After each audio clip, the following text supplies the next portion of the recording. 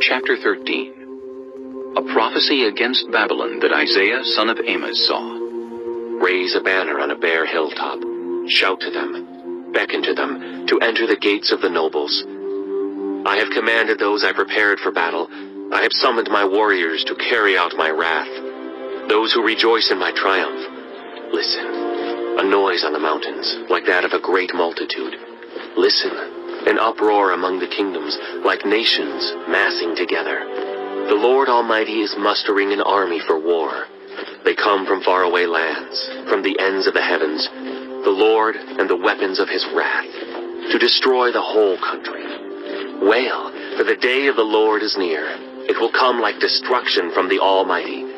Because of this, all hands will go limp. Every heart will melt with fear.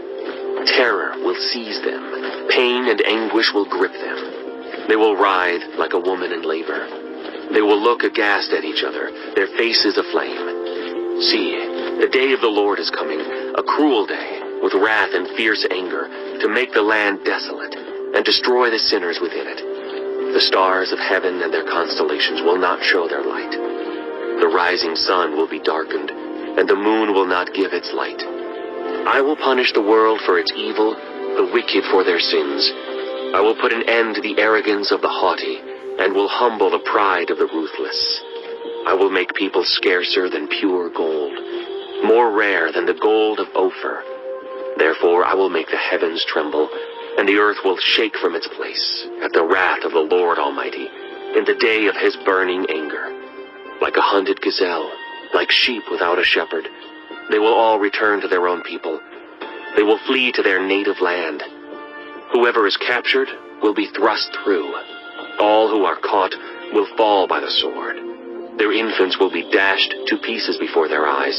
Their houses will be looted, and their wives violated. See, I will stir up against them the Medes, who do not care for silver and have no delight in gold. Their bows will strike down the young men. They will have no mercy on infants, nor will they look with compassion on children. Babylon, the jewel of kingdoms, the pride and glory of the Babylonians, will be overthrown by God, like Sodom and Gomorrah. She will never be inhabited or lived in through all generations. There no nomads will pitch their tents. There no shepherds will rest their flocks. But desert creatures will lie there.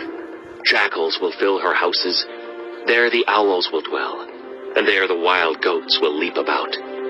Hyenas will inhabit her strongholds, jackals her luxurious palaces. Her time is at hand, and her days will not be prolonged. Chapter 14. The Lord will have compassion on Jacob. Once again he will choose Israel, and will settle them in their own land.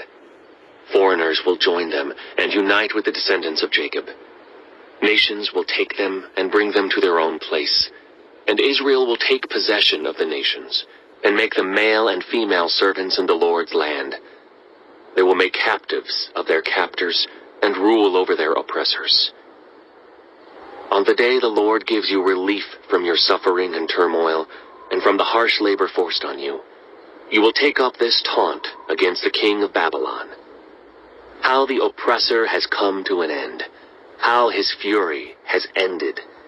The Lord has broken the rod of the wicked, the scepter of the rulers, which in anger struck down peoples with unceasing blows, and in fury subdued nations with relentless aggression. All the lands are at rest and at peace. They break into singing.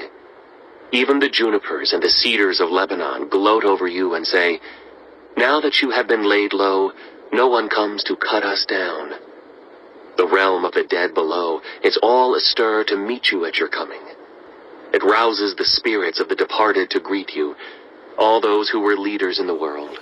It makes them rise from their thrones, all those who were kings over the nations. They will all respond.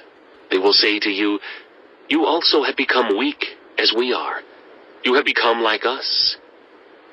All your pomp has been brought down to the grave, along with the noise of your harps. Maggots are spread out beneath you, and worms cover you.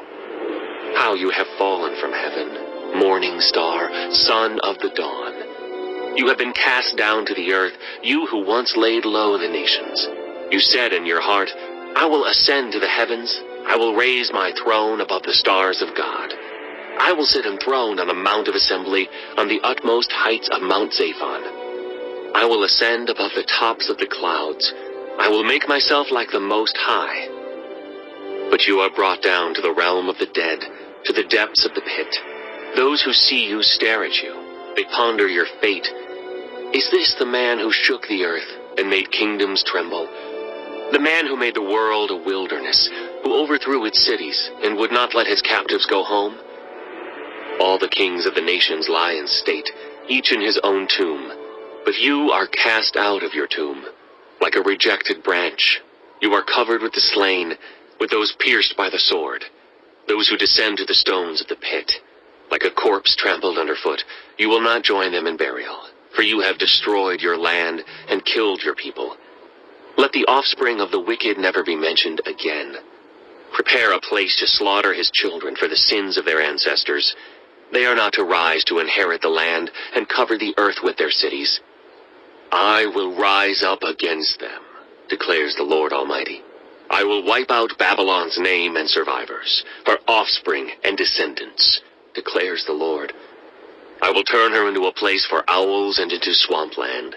I will sweep her with the broom of destruction, declares the Lord Almighty. The Lord Almighty has sworn, surely, as I have planned, so it will be. And as I have purposed, so it will happen. I will crush the Assyrian in my land. On my mountains I will trample him down. His yoke will be taken from my people, and his burden removed from their shoulders. This is the plan determined for the whole world. This is the hand stretched out over all nations. For the Lord Almighty has purposed, and who can thwart him? His hand is stretched out, and who can turn it back? This prophecy came in the year King Ahaz died. Do not rejoice, all you Philistines, that the rod that struck you is broken. From the root of that snake will spring up a viper. Its fruit will be a darting, venomous serpent. The poorest of the poor will find pasture, and the needy will lie down in safety. But your root I will destroy by famine. It will slay your survivors. Wail, you gate. Howl, you city. Melt away, all you Philistines. A cloud of smoke comes from the north, and there is not a straggler in its ranks. What answer shall be given to the envoys of that nation? The Lord has established Zion, and in her his afflicted people will find refuge. Chapter 15. A prophecy against Moab. Ar in Moab is ruined, destroyed in a night. Kir in Moab is ruined, destroyed in a night. Dibon goes up to its temple, to its high places to weep. Moab wails over Nebo and Medeba. Every head is shaved, and every beard cut off. In the streets they wear sackcloth. On the roofs and in the public squares they all wail, prostrate with weeping. Heshbon and Elealeh cry out. Their voices are heard all the way to Jahaz. Therefore the armed men of Moab cry out, and their hearts are faint. My heart cries out over Moab. Her fugitives flee as far as Zoar, as far as Eglath-Shalishah. They go up the hill to Luhith, weeping as they go. On the road to Horonaim, they lament their destruction. The waters of Nimrim are dried up, and the grass is withered. The vegetation is gone, and nothing green is left. So the wealth they have acquired and stored up, they carry away over the ravine of the poplars. Their outcry echoes along the border of Moab.